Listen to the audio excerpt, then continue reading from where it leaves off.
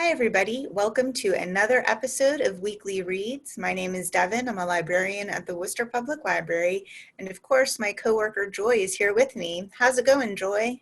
Just fine. It's so good to be here, Devon. It really is. And Joy and I picked out another excellent lineup of books for you this week. Don't forget, everything we're talking about you can get on your phone, device, or computer through Overdrive, Libby, or Hoopla, depending on the title. So if you hear a good title, just check out the slide and you'll see where you can access it for free. If you're not sure how to use your library card to get these materials for free, just call us and we'll see what we can do to help. So right now I'm just going to switch screens so you can see what we have in store this week.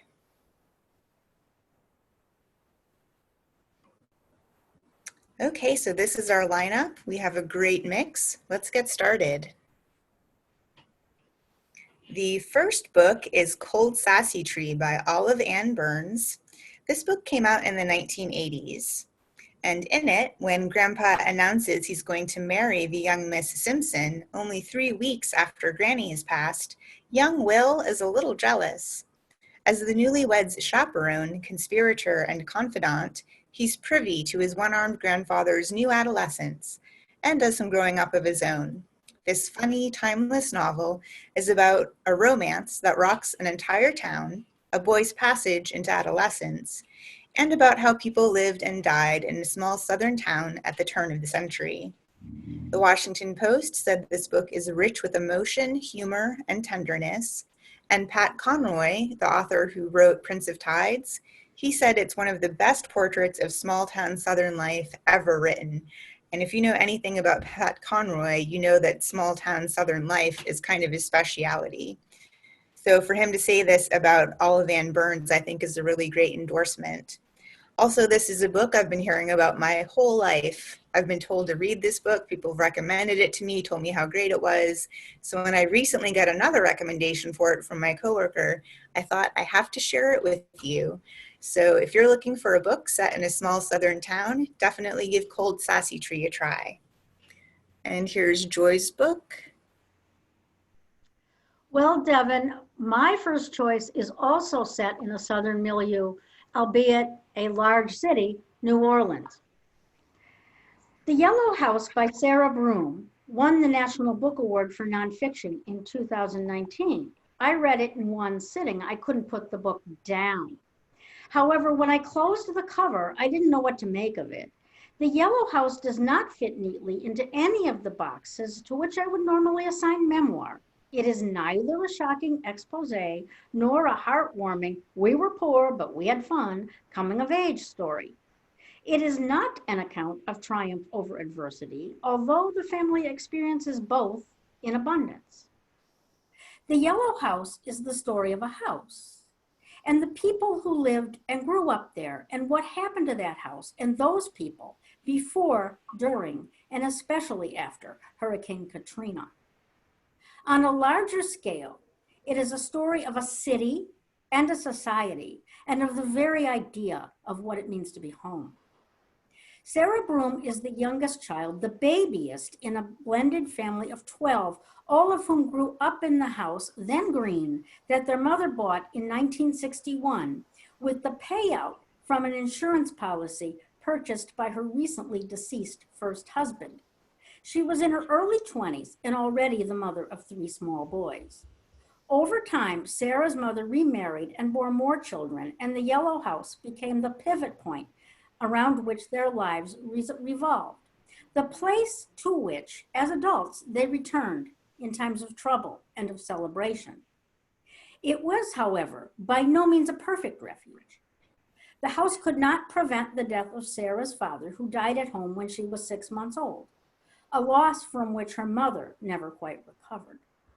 Literally built on unstable and often waterlogged ground, the Yellow House could not keep the family safe from insects, rodents, addicted brothers, minor flooding, half-finished DIY projects, and the overall tendency of all human endeavors to deteriorate, particularly in neglected areas like New Orleans East, the areas the tourists never see. It could not protect Sarah and her siblings from the effects of governmental indifference and pervasive racism, and especially The house could not protect them from the effects of Hurricane Katrina and its aftermath. This is a work filled with quiet riches. Broom's tone is understated throughout, but each sentence packs power. She trusts her reader to read between the lines. There are some tender moments here. One of Sarah's brothers is rescued from a rooftop during Katrina with two Pekingese dogs leashed with shoelaces in tow. Siblings gather at the yellow house to cut the grass and argue and laugh and gather up the shards, literal shards, of their former lives, even though their beloved home has been demolished. However, there is not one shred of sentimentality here. In the end, this book is about loss and about survival, one that is well worth reading and then rereading. Wow, it sounds like that book covers a lot. I can understand why I got a National Book Award. I can too. Here's my next choice, my Dark Vanessa. I will be surprised if you have not heard of this book yet. People were talking about it before it came out. When it came out, it was March 2020. It was an instant New York Times bestseller. It was an Amazon Best Book of the Month for March, and also a Book of the Week for People's Magazine. In the book, in the year 2000, bright and yearning for adulthood, 15-year-old Vanessa has an affair with Jacob, her magnetic 42-year-old English teacher. In 2017, Jacob has been accused of sexual abuse by a former student who reaches out to Vanessa. The story juxtaposes memory and trauma with a portrayal of troubled adolescence and its repercussions. It raises questions about consent, complicity, and victimhood. The coworker who recommended this to me said that it is very well written. She said that the story shows a pattern of abuse, which when it starts with her teacher, Vanessa continues facing different kinds of abuse on and off for her whole life. Esquire magazine said it's a masterpiece of tension and tone that will grip you and horrify you. With gut-churning detail, the author shows Vanessa's struggle to see her life as the tragedy that it truly is. Obviously, there's some difficult themes here, but I've been hearing such amazing things about it, how well it's written, and I do think it's a pertinent topic, so I'm definitely having this one on my reading list. And here's Joy's next choice. I've had my Dark Vanessa on my holds list for a very long time. I love the title and I love the cover, and I can hardly wait to read it. Me too. And my next choice is dedicated to all the Vanessas out there. If you were paying attention a few minutes ago when I presented my first review, and if not, shame on you, you remember that I used phrases like quiet riches to describe the style and tone of Sarah Broom's Yellow House. Well, we are moving on to Lindy West and her work, The Witches Are Coming, and let me assure you, there is nothing quiet about Lindy West, nothing understated. She is a big, passionate, unapologetically fat, in-your-face feminist whose work will either inspire or enrage you, but probably not both. There is little middle ground here. Without question, if we lived in an era where witches were burned, she'd be the first one at the stake and she'd be mouthing off or speaking truth to power, depending on your perspective, all the way. Before my colleague recommended this book to me, I had never heard of Lindy West, but you may have. Her first book, Shrill, was made into a series on Hulu produced by Elizabeth Banks, and her online presence has generated enormous invective, so much invective that she deactivated her Twitter account to be free of relentless trolls. Just Google her name and you'll see. The title, as you've probably guessed, has little to do with actual witches, either Wiccan or of the Salem variety, and everything to do with what she perceives as the tendency of certain politicians and public figures to play fast and loose with the term witch hunt. Being ostracized at your job for a few weeks and then having a lot of people yell at you, she says, is not the equivalent of being burned at the stake. But if you want witches, we're here, we're coming for you, and we want you to change. Each of the essays contained in this book is a few pages long, and the content covers a lot of ground. The legacy of Joan Rivers, our fascination with serial killers, the role that social media plays in the proliferation of hate speech, and the most moving of all, our responsibility for the survival of our grandchildren in the face of global warming. You may not like Lindy West, but you can't deny that she cares deeply. Oh, and then there's Guy Fieri.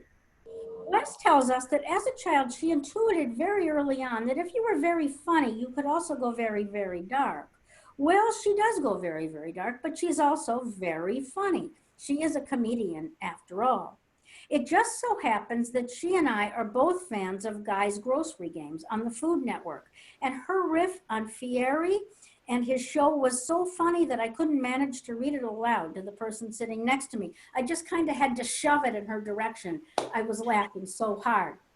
So give the woman a standing O, or shake a hopefully civil fist. And along the way, you may just find yourself in stitches.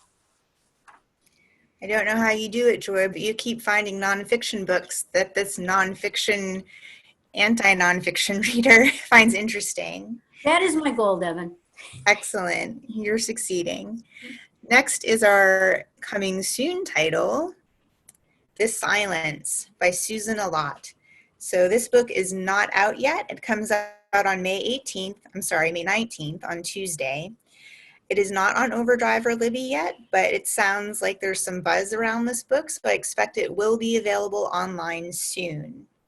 So this book is set in Australia, and in 1997, Isla is awakened by a call in the middle of the night. Her father is phoning from Sydney. 30 years ago, their next-door neighbor, Mandy, disappeared. At the time, everyone thought she had fled a broken marriage, but now Mandy's family is trying to reconnect, and there is no trace of her. Isla's father was allegedly the last person to see her alive, and now he's under suspicion of murder. So this book got a lot of great reviews. It got a starred review from Booklist, and this is actually what really caught my attention. They said that the book vibrates with Hitchcockian atmosphere. And I love Hitchcock movies. I don't know about you. I do too. Excellent. We'll both want to read this then. Anything that's even close to a Hitchcock movie, I will pick up. So I'm really looking forward to this one, The Silence. Again, it releases on May 19th. But that brings us to the end of our lineup for the week. Thanks so much for watching. Hopefully there's something there that caught your interest, but if not, remember you can tune in next week for another round of weekly reads. Thanks for watching, and we'll see you next time. See you later, fellow readers.